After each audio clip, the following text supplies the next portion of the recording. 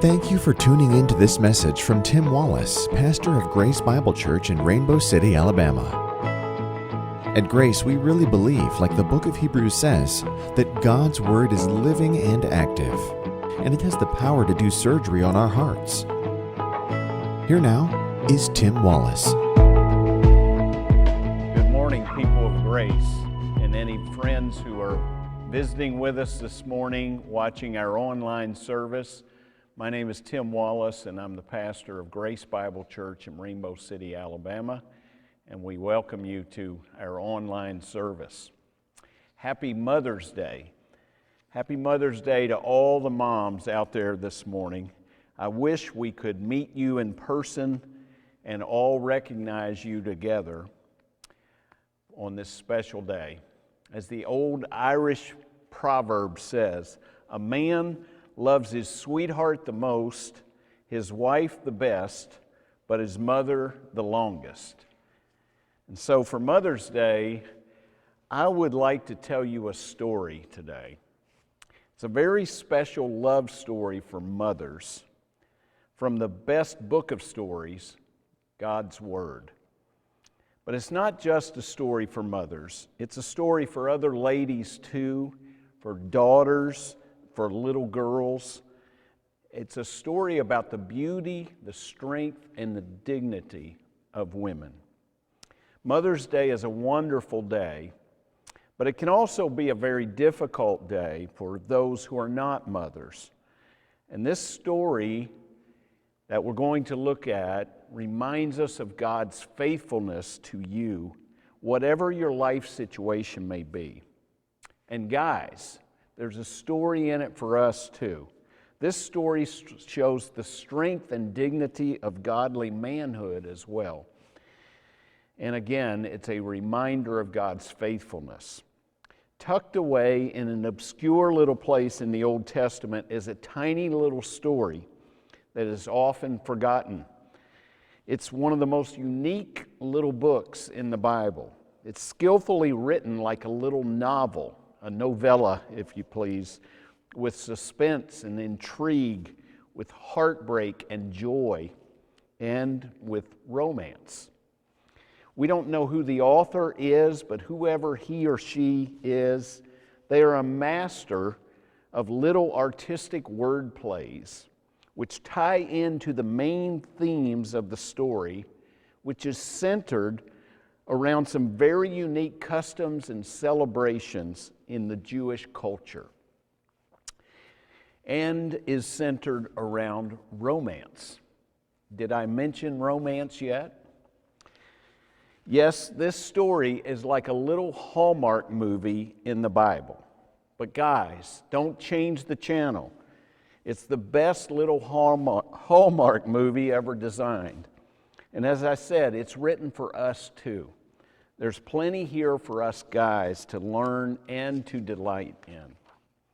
If you haven't figured it out yet, I'm referring to the little story of Ruth, a little short story of 4 chapters, 85 verses about romance. But it's especially about the sovereignty and the grace of our amazing God. And like most stories, this story is told best as a story, not as a sermon with outlines and bullet points. So that's what I want to do today. I want to tell you a story while pointing out some lessons we can learn together. At the end, we'll pull some of those lessons together. But I want to invite you to turn to the book of Ruth. It's the 8th chapter in the Bible, right after Joshua and Judges. Turn to the little book of Ruth, or as I like to call it, the Gospel according to Ruth. The first chapter of Ruth is a story of hardship and grief. In fact, the very first verse of the very first chapter alerts the reader to 3 things that are wrong. First, we read that this story is set in the days when the judges ruled. The book of Judges is right before the book of Ruth. Several times in the book of Judges we're told that there was no king in Israel, and every man did what was right in his own eyes. It was a time of upheaval and chaos for the Jewish people. They were repeatedly straying from God and moving further and further away from Him. The second thing we read in verse 1 of Ruth 1 is that there was a famine in the land. And that land included Bethlehem in Judah, it says, where a man named Elimelech and his wife Naomi lived, along with their two boys, Mahlon and Chilion. There's some irony here because the name Bethlehem means house of bread, but there's no bread in the house of bread because there's a famine. And under the old covenant of Israel, a famine was usually due to Israel's disobedience. The third thing we read in this first verse here is that Elimelech, Naomi, and their boys went to sojourn in the land of Moab. Now, to get the feel of the story, it's important that we know about Moab and who the Moabites were. The Moabites had a very seedy past and a very wicked present. The land was named for its first resident, the son of Lot, who was born in an incestuous relationship between Lot and his daughter. Moab means from father. Moab became one of Israel's most hated enemies, even though they were cousins. They worshiped a god by the name of Chemosh. According to tradition, Chemosh was a huge fire pit with a gaping mouth, and the Moabites practiced child sacrifice. They threw their babies and their children into the fire to earn the favor of Chemosh. We're also told in verse 1 that Elimelech and Naomi first go to Moab to sojourn, which means to travel temporarily. But then in verse 2, we read that they remain there. And then in verse 4, we read that their sons married Moabite women and they lived there about 10 years. Sometimes it's a slow, gradual road toward trouble, and we don't even realize what is happening. Well, in verse 3, Elimelech, Naomi's husband, dies in Moab. And in verse 5, both sons, Mahlon and Chilion, die as well. And Naomi is left with her two daughter-in-laws, Orpah and Ruth, 3 widows with no security and no income. Well, that's not the way you'd expect a sweet little love story to begin. But maybe the darkness at the beginning will make the ending brighter. Maybe.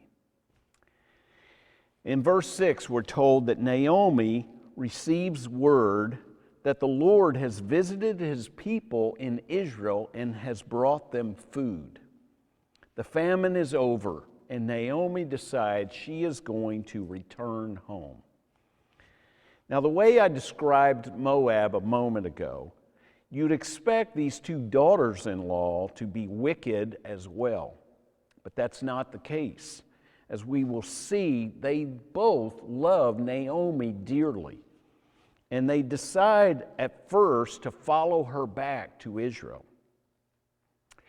Now, a few moments ago, I mentioned that the author of this story uses clever little word plays throughout the story. Chapter 1 is peppered with the little word turn or return. It's a little Hebrew word, shuv, S-H-U-V, and it's used 12 times in this first chapter. It means to turn around. It means to turn around physically, but it's also used in Scripture for turning around spiritually. It's used all through the prophets when the prophets are calling on God's people to repent. Shuv, they say, turn around. In verse 6, Naomi decides to return home, shuv. But as they start on the road to return to Judah, Naomi turns to them and tells them they should return to their own mothers, where they will have a better hope of meeting another man and marrying again. She asks that the Lord may deal kindly with them, it says. And this introduces another key word to this story. It's the beautiful Hebrew word HESED, H-E-S-E-D, which is the word for God's faithful, covenantal love for His people. Notice, she doesn't ask for Chemosh's blessing on them, but the blessing of HESED from Yahweh, Israel's God. The New Testament word that is closest to this word is the word grace. They have dealt kindly with her and with their two husbands, and so she asked the Lord to bless them and deal kindly with them as well. That word kindly is related to that Hesed word. She hopes that they will find rest and security, it says, with another husband. Then they all begin to weep and they hug and kiss one another, knowing that they'll never meet again. But in verse 10, both girls say to Naomi, "No, we want to return with you to your people." And Naomi replies, "Turn back, my daughter. Shuv, shuv. Will you go with me? Have I yet sons in my womb that they may become your husbands? Turn back, my daughters. Shuv again." Naomi's response brings up something else that is going on here. Naomi suggests that she's too old to bear more children, and even if she could, these girls wouldn't want to wait around for these little boys to grow up so that they could marry them. Well, that sounds really strange. What is going on here? These women have to be in their 20s or 30s. They were married 10 years to her sons. Why would they wait for little children to grow up?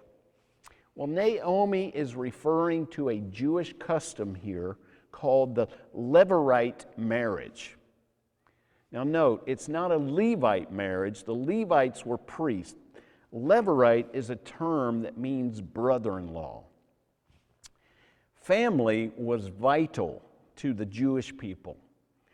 And if a man died without a son or daughter, which was very common in that day, his widow would be helpless and his family name could die out.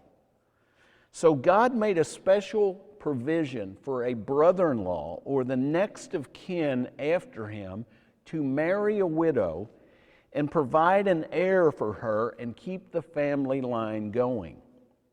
This heir would keep his dead father's name, and he would inherit the property rights for the family.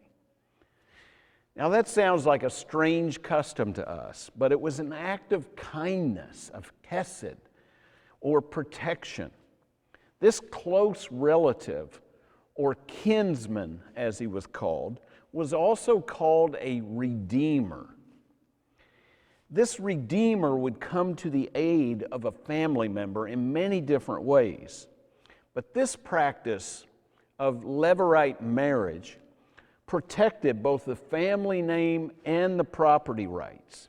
The property that Joshua gave to the 12 tribes had to stay in those families.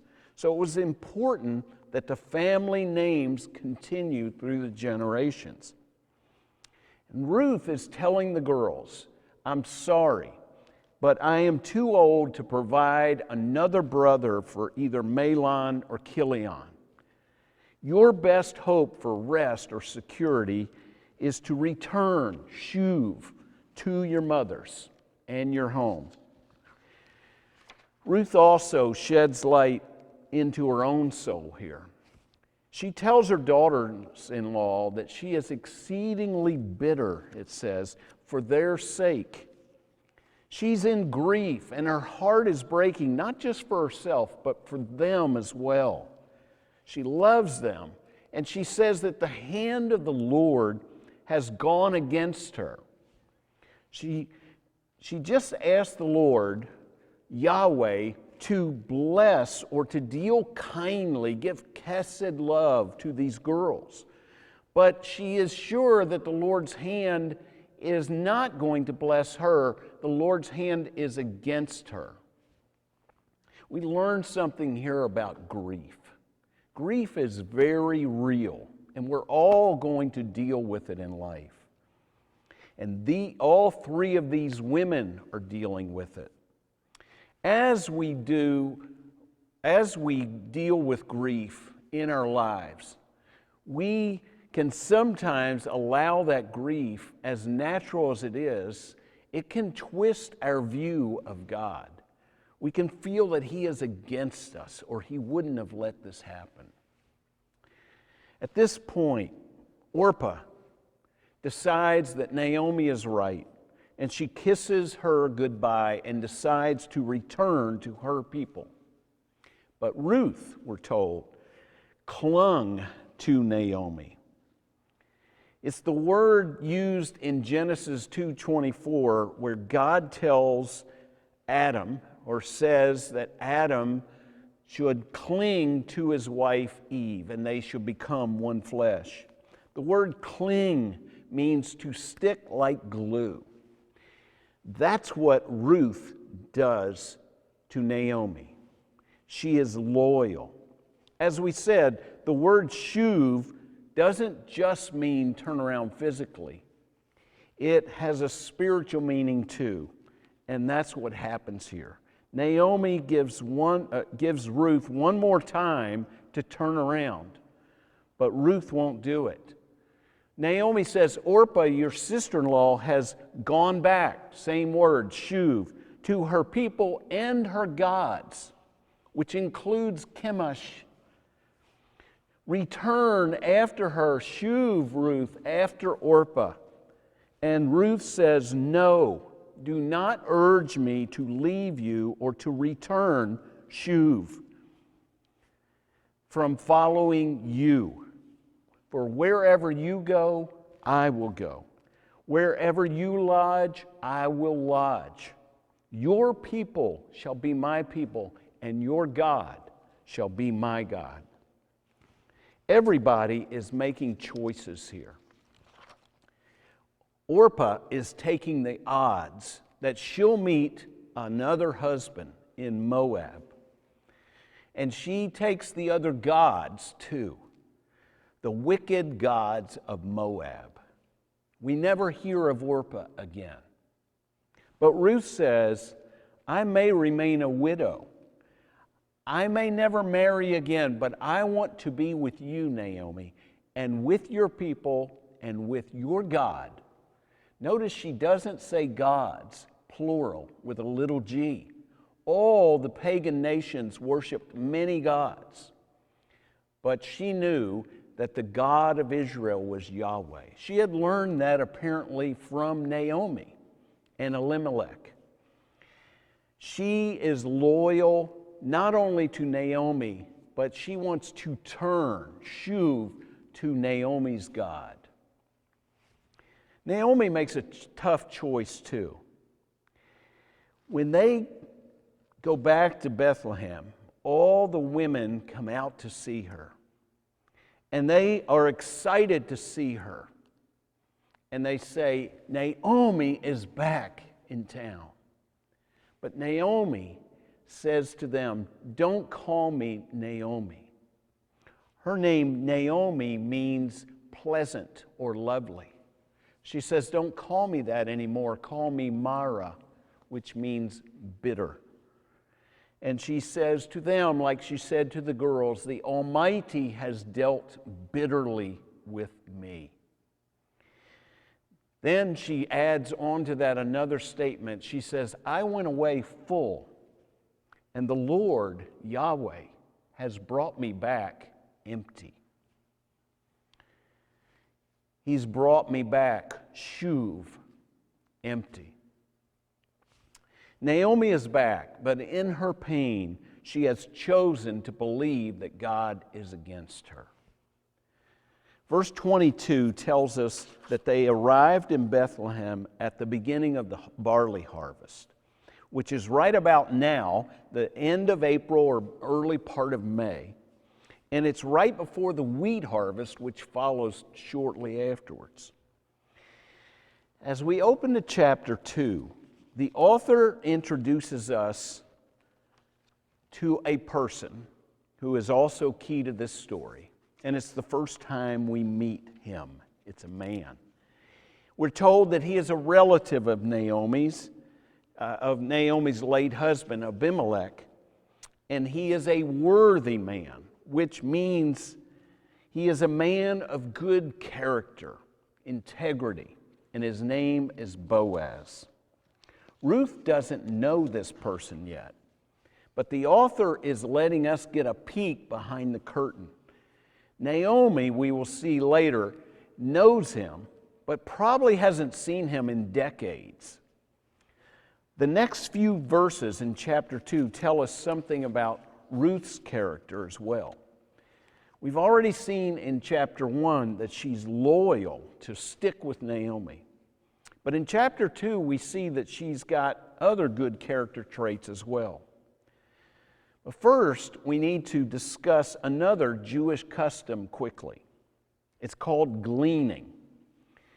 And we see it in chapter 2. Back in the book of Leviticus, we learn that Moses told the landowners to reap their harvest, but to leave crops to grow in the corners of their fields for poor people, for strangers and refugees, widows and orphans to be able to come and glean, gather the extra crops in the corners of the field, or any crops that would fall as they were loading them onto the wagon. They were to leave them on the ground for the poor, for the widows and children and refugees. A lot of farmers in Israel, just like farmers would be in our own nation, were not thrilled with that law. They wanted to get everything they could. But Boaz was not that type of selfish person. Ruth decided that since she had committed to coming to Israel, to Bethlehem, with Naomi, she also had committed to providing for Naomi as the older woman, as Naomi was older. So in verse 2, she asked Naomi if she can go and glean, as she's heard you can do in Israel, that she can go and glean in the fields of farmers in the area. Naomi says to her that would be good for her to do, and she prays that God will lead her to someone that shows favor on her. That phrase is another word related to HESED, the grace. Naomi says, "Go, my daughter, and the Lord's favor be with you." As chapter 2 opens, we see something very interesting in this little novella. A good novel or movie is going to have little surprises along the way. And Ruth is here in Bethlehem, and she realizes it's time to go to work.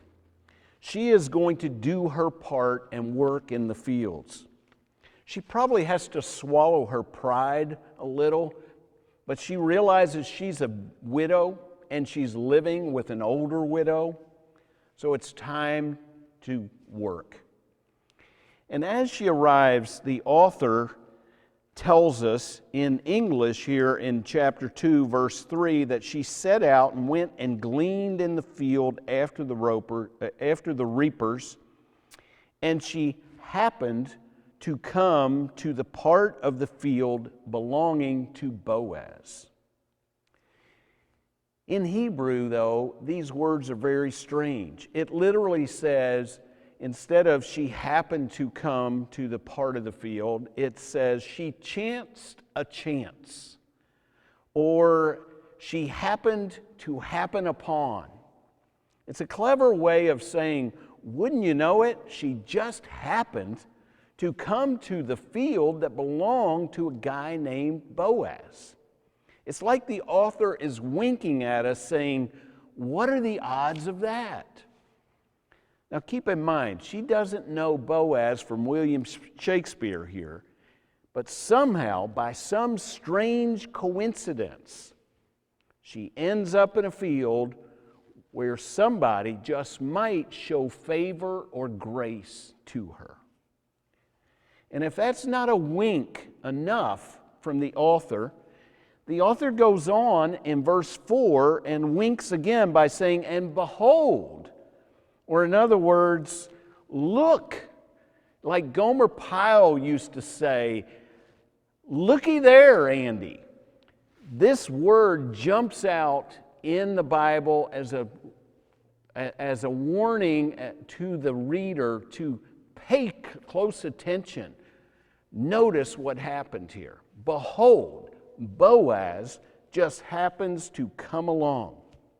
The author is letting us know that Ruth is either very lucky or something or someone else is working behind the scenes. And when Boaz shows up, we see a little insight into his character. It says he greets the reapers with the greeting, "The Lord be with you." And they answer him, "The Lord bless you."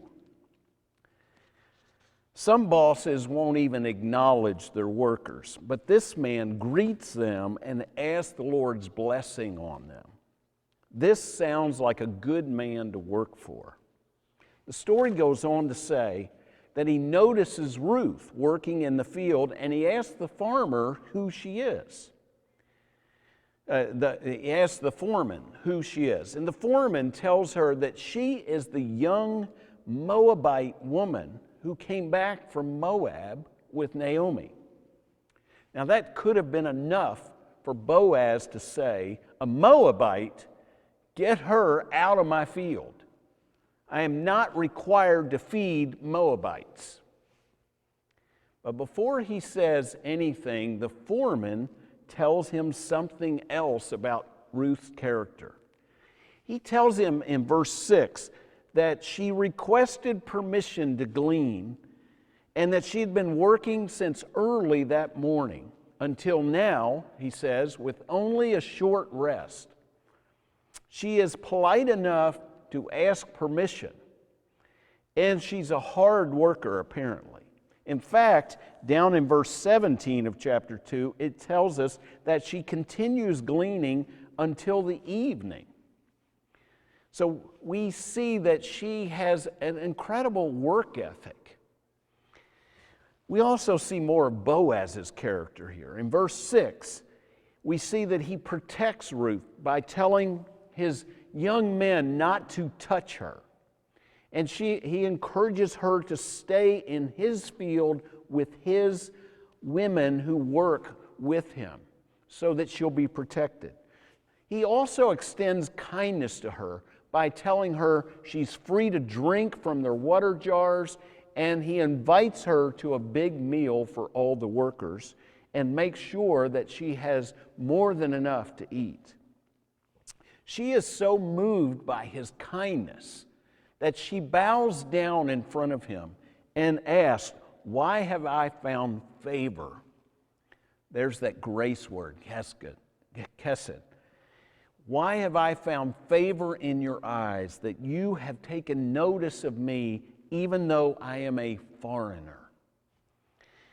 He replies that he has heard of her kindness and her loyalty to Naomi.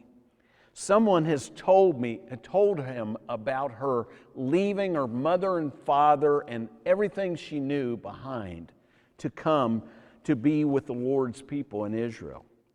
He then asks that the Lord repay her for her sacrifice for Naomi and shelter her under his wings. That was a term Israel used, an analogy of the Lord's protection over his people, like a mother hen covering her little chicks under her wings. Boaz then gives Ruth more grain to take home, even on top of all that she has gleaned that day. And she again thanks him for showing her favor or grace. The point of chapter 2 is simply to show that the people of Yahweh are to take on the character of Yahweh.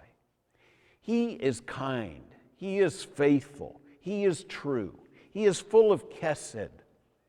In the New Testament, these traits are called the fruits of the Spirit.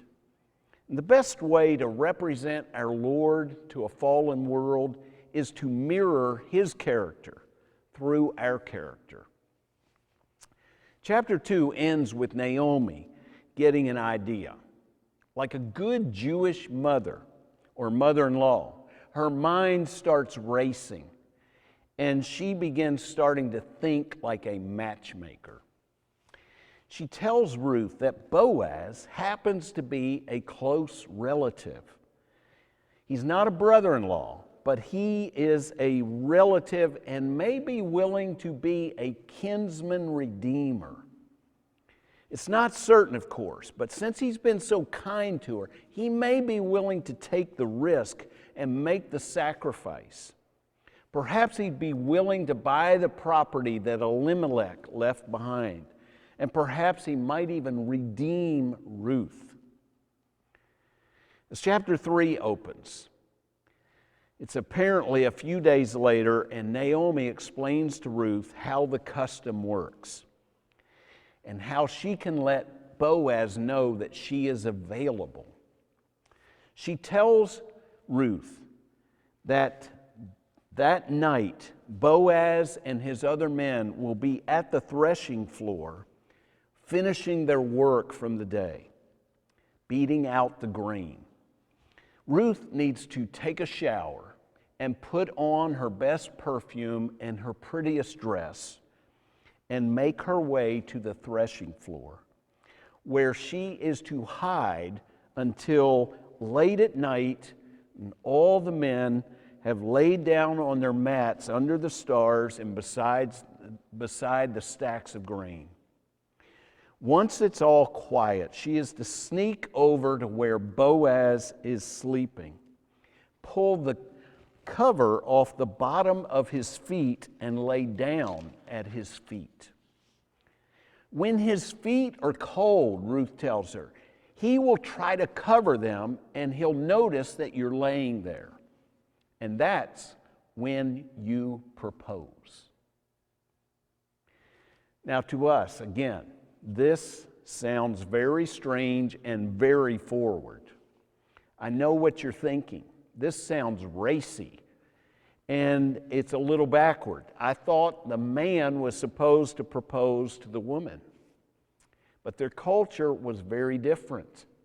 She was at his feet to show humility and her vulnerability and her need to be protected and her willingness to take this risk. He could reject her offer quietly, or he could even yell and send her away. Or he could be willing. And if so, Ruth tells her he will cover you with the corners of the blanket at his feet. Maybe, just maybe, he'll do that, Ruth. The text says that about midnight, Boaz was startled, and he turned over, and behold, there's that word again, looky there, there's a woman at my feet. But apparently it's dark enough he can't make out who it is, and so he says, "Who are you?" And she answers, "I'm Ruth, your servant." And she says something to him that is amazingly bold and amazingly full of faith. This woman of Moab says, "Spread your wings over your servant, for you are a redeemer." Do you remember his prayer a few moments ago that the Lord would cover her with his wings? This young woman who is new to following the Lord is wise enough to know that the Lord uses people to do his work. And she is desperate enough, vulnerable enough to say, "Are you willing to be the Lord's wings?" And he says something to the effect of, "Are you kidding me? Of course I will, if I can." He first thanks her for the privilege of being considered to be her kinsman redeemer. And he thanks her for not going after some of the younger men. He tells her that everyone knows that she is a worthy woman. Remember that word earlier? It's used of Boaz in the first verse of chapter 2, where he is called a worthy man or a man of integrity. But here, he uses it for her. In fact, it's the same word that Solomon uses in Proverbs 31:10 when he says, "Who can find a virtuous woman or a woman of noble character? Her price is far above rubies." That's the word used of Boaz as being a person of character, noble character, and here he uses it of Ruth. I've noticed, he doesn't say, "I've noticed your beauty." It never talks about Ruth's beauty outwardly, but he's noticed her inner beauty and her inner strength. But then he tells her, "Ruth, there's one problem." You can imagine Ruth's heart, which has just soared to the clouds when he called her a worthy woman, how this heart of hers comes crashing down. A problem. What's the problem? And he says, "There's another Redeemer who is a closer relative than I am. We have to ask him first. And if he wants the property, and if he wants you, then he gets you." Ruth is probably thinking, "Oh no, what have I done? Why did I open my big mouth? What if I don't like this other guy? I'm stuck." Boaz assures her though, that if the other Redeemer does not take her, does not take the offer, he will certainly redeem her. Then, being careful to protect her integrity in the night, he tells her to sleep at his feet and then to leave before the morning. Ruth rises early before anyone sees her, and she returns and runs home to Naomi. The next morning, Boaz goes straight to the city gate of Bethlehem, where business was transacted. And as he sits down, it says, "Behold," one more time, "looky here. Here comes the Redeemer of whom Boaz spoke earlier." He just happens to come by. How lucky could Boaz get? What a coincidence. Boaz asks the man to sit down beside him and then tells him the situation. He then gets 10 of the city elders who are there hanging around the gate and asks them to witness the conversation. He tells the man about the property that's available first, Elimelech's property. And the man says, "Yes, I'll buy it." At this point, Boaz's heart probably sinks. He's probably saying to himself, "Doggone it, I knew it. But then Boaz says, oh, by the way, if you buy the property, you also have to purchase the widow lady who goes with it, Ruth, the Moabite. Now, this guy is probably thinking this widow is 80 years old, and besides that, she's a Moabite. And he says, no way, I can't do that. I'm interested in the land, but not the woman. And before he changes his mind, Boaz says, good, it's a deal. The elders heard the conversation, they confirm it, and they bless Boaz with a special blessing from the Lord on his marriage. And that sent Boaz off skipping and shouting, woohoo! That dummy, he doesn't know what he missed out on. And then as the Hallmark music begins to build in the background, Boaz, we're told in chapter 4, takes Ruth as his wife. And it says that after they were married, the Lord gave her conception, and she bore a son. Then the women of Bethlehem said to Naomi, blessed be the Lord. He has not left you this day without a redeemer. And may his name be renowned in all of Israel.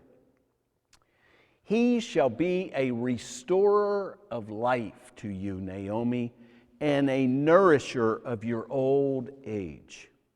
You have a daughter-in-law who loves you, who is more to you than 7 sons, and she has given birth to him. 7, of course, is the number of completion or fullness in Scripture. So here are some lessons at the end of the story. Lesson number 1. God's sovereignty says to us that the story isn't over till it's over. God's sovereignty says the story isn't over till it's over. Do you remember Naomi saying, call me bitter, because the Almighty has dealt bitterly with me. I went out full and I came back empty. But now she's got a daughter-in-law who loves her, who's better than 7 sons to her. The fullness of a relationship with this sweet girl named Ruth. And not only is her heart full from Ruth, but now her lap is full. The text says, Naomi took the child, and she laid him on her lap and became his nurse or caretaker. Can you imagine the sight of this grandma? Ruth and Boaz probably had to pry this little guy out of her fingers all the time. They named him Little Obed, which means servant. And Obed became a servant of the Lord. Oh, and by the way, when the women said to Naomi, he shall be a restorer of your life, do you know what word they used for restorer? It's that little word, shuv. Naomi, the Lord is going to turn around your life. He's going to put it back together. Isn't that something? That's the amazing God we serve. Don't ever give up on him. His sovereignty says that the story isn't over till it's over. There's a second lesson quickly, and that is God's kindness says that his people should mirror his kindness in their actions. God's kindness, his HESED love, his dealings with people should be mirrored by his people in their actions. Ruth and Boaz both demonstrate that so beautifully. There's a third lesson here as well, and that is this. God's grace chooses the least, Ruth, the Moabitess, and extends to the greatest. God's grace chooses the least, Ruth from Moab, and extends to the greatest. Now, what do I mean by that? Well, one more thing to notice at the end of this story is this little novel ends with a genealogy. Now, that sounds strange. Genealogies are boring. So-and-so begat so-and-so, and so-and-so begat so-and-so. We realize we need those to be in the Bible, but they can put you to sleep. Why end a romantic, suspenseful little story with a genealogy? Well, because this is where the real romance is. This genealogy in the last verses of chapter 4 tells us that little Obed, the servant, would one day become a father himself. And he would serve the Lord and the entire world by being the father of a little boy named Jesse. And Jesse, it says, would be the father of David, David the king. It's left here like a cliffhanger. If it wasn't for little Obed, there would be no David. And if it isn't for David, then the romantic part of the story, the real romance, never gets told. But there was an Obed. There was a Jesse and there was a David. And about 1,000 years later, the Gospel of Matthew opens with a genealogy. And it says, the genealogy of Jesus, the son of David and the son of Abraham. God turned it all around. Little Obed just happens to be born because God's sovereignty brought Boaz and Ruth together. Little Obed has Jesse, and Jesse leads to Jesus, whom Paul would say later in Ephesians 1, verse 7, in him, in Jesus, we have redemption through his blood, the forgiveness of sins. This is the gospel according to Ruth. Thank you for listening today to this message from our pastor, Tim Wallace, at Grace Bible Church. You can listen to this and other sermons by visiting our website at rbcgrace.com. That's rbcgrace.com. Our prayer is that you will experience God's incredible grace.